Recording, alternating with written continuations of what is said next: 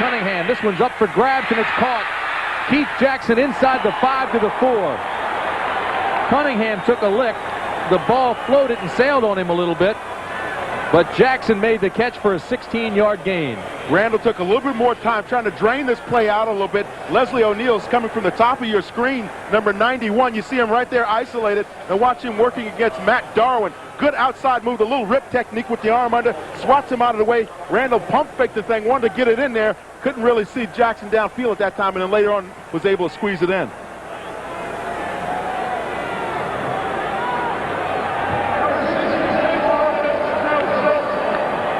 You may have heard that. Number 66 offense is eligible. It's Ken Reeves. Byers and Drummond in the backfield.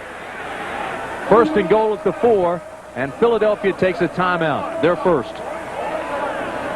It's a 40-second timeout. Yeah, they took the timeout because they only had 1 second left on the 45-second clock, and Randall Cunningham looked up in that end zone and saw that 1 second and said, we better pull out of this one. We're down here in scoring territory. We want to make sure we do it right. Well, Philadelphia has had penalties today that has hurt them. 5 penalties, to be exact. What you do now, if you're Ted Plum, the offensive coordinator, you see there talking to Randall Cunningham, is you want to stay with your ground game. It's been successful for you. You get down here close to the goal line. You want to have one of your backs with the ability to go over the top. Push it in there about a yard or two, get close to the end zone, and then send a guy over the top. The quickest way to get into the end zone is a straight line, not running outside. The Philadelphia Eagles are 6-2. They've won 4 games in a row. It's their best start since 1981 when they were 7-1. Mainly because of that guy. RC. Randall Cunningham. And we told you Ken Reeves is the 3rd tight end. First and goal at the 4. Cunningham. Garrity. Touchdown, Eagles.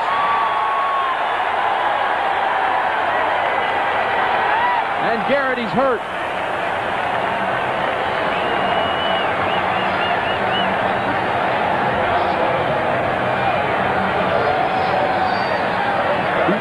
He may have fallen on the ball, and that pushed the wind out of him. You see him trying to hold his stomach there a little bit.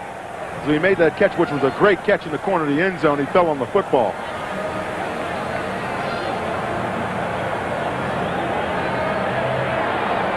Watch Garrity. He's going to be coming in motion here. You can see him touch Randall Cunningham there to let him know he's going back the other way. Slides out and does that corner route in the end zone. And watch this beautiful touch by Randall Cunningham. Just floats it over in there and beats Gilbert for the touchdown. Once again, Gilbert, number 22 for the Chargers, is trying to cover Greg Garrity from all the way inside. He's going to come all the way back outside to cover Garrity, number 86. Randall Cunningham, nice little touch in here. Just feather that thing in there, let Garrity run under. He makes the stop, and there he falls on his shoulder and the ball.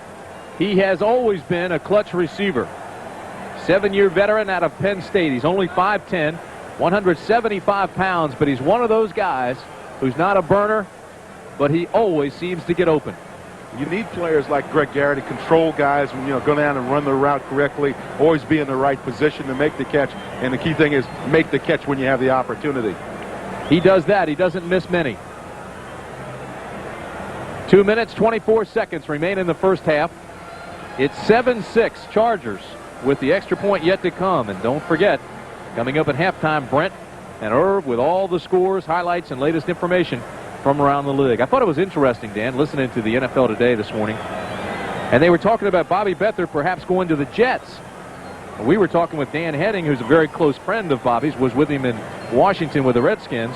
Dan Henning said he wouldn't be surprised to see Beathard here, possibly before the year ends. Well, certainly Bobby Beathard has a home down here in San Diego. He's a California guy, and everybody figured that this was the natural place for him to land. However, I think the situation front office-wise has got to be totally correct for Bobby. And what that means is Steve Ortenmeyer, who's in charge of personnel right now, has to make some kind of a decision on whether or not he's going to be here. And that is all in the hands of the owner, Alex Spanos. It is not a new bulletin. It's certainly not a flash. People have talked about Bobby coming to San Diego since he left Washington. He seems to be very comfortable in television. He is continuing to do his scouting. He's traveling quite a bit. And he has a home up in Oregon, too, which he seems to love more than any other. The line on for the extra point. He missed a field goal earlier. It's his first extra point attempt with the Eagles.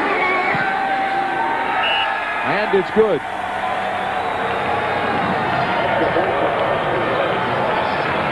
So with 2 minutes and 24 seconds remaining in the half, we're tied at 7.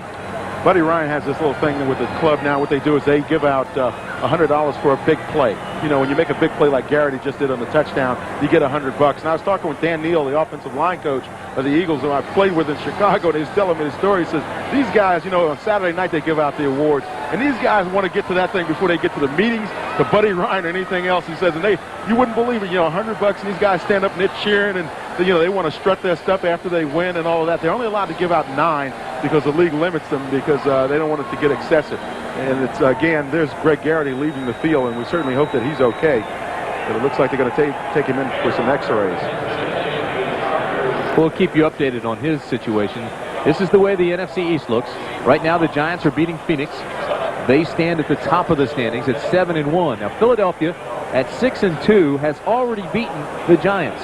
And are 3-0 in the NFC East. And I picked them to win the NFC East, and certainly they've been living up to that prediction so far. They can get past the Giants one more time, even things up. They'll be in great shape going into the stretch. Buddy Ryan said the key to winning your division is you want to win the games in November when the snow starts flying.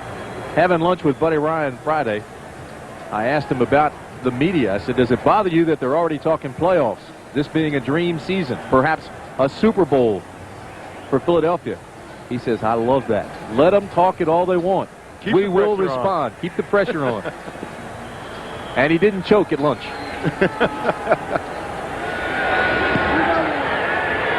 Holland and Miller are deep for the Chargers. This is Anthony Miller.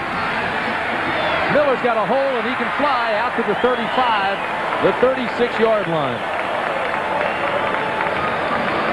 Well, the Chargers, Dan, picked up 74 yards on their opening drive, but in the last 4 possessions, they're -3 total yards. And that's the one thing when we talked with Dan Hennings, he said he's looking for a little consistency out of this club. If he can get that offensively, he's certainly getting it defensively. If he can get some consistency out of the offense in terms of doing some things right, then they're going to be set up pretty good. That's a telling stat. First down, the ball at the 35. Pass caught underneath the zone by Jamie Holland. A gain of 6. Clock continues to move. And they won't get this play off. The 2-minute warning. We're tied at 7.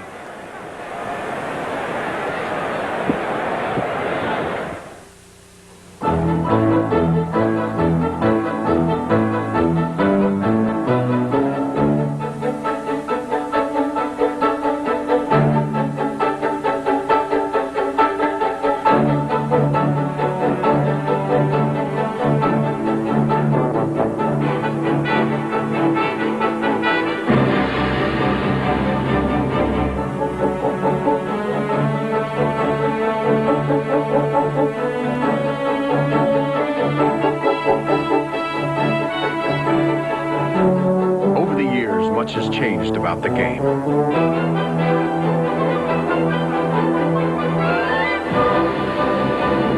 Today, the best in the business fly. And the airline that takes over 300 college and pro teams to their chosen field is United. Come fly the friendly skies. I love what you do for me, Toyota.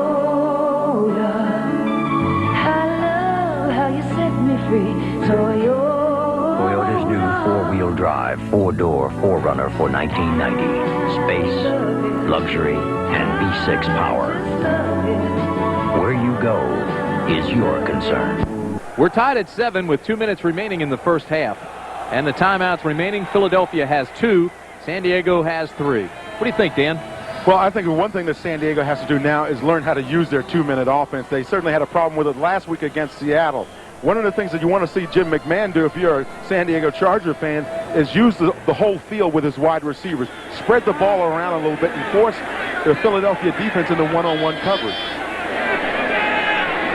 2nd down and 4 for the Chargers. hurry-up offense has been a problem spot for San Diego.